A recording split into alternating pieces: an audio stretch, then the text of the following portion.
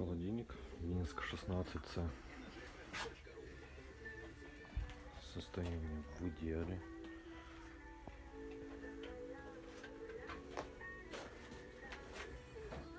Резинка вся целая.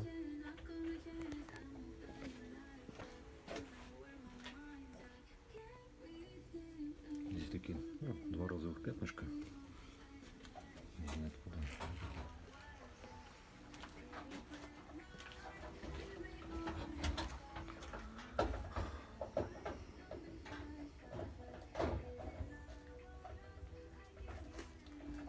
Весь заводской, ни разу не ремонтировался.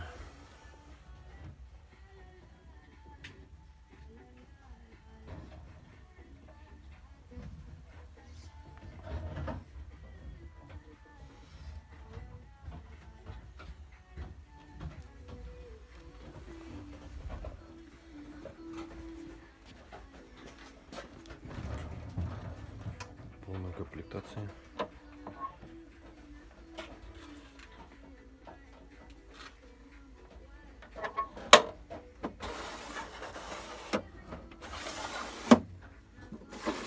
Ничего не сломано, не разбито.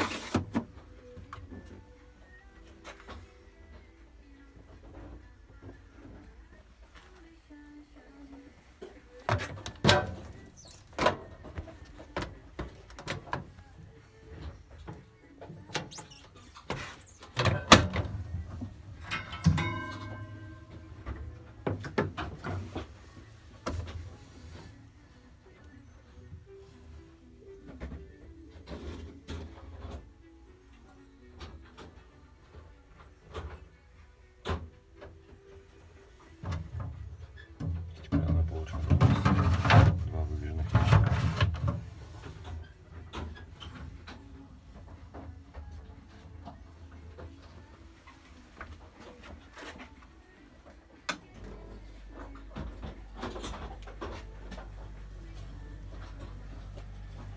Работает тихо.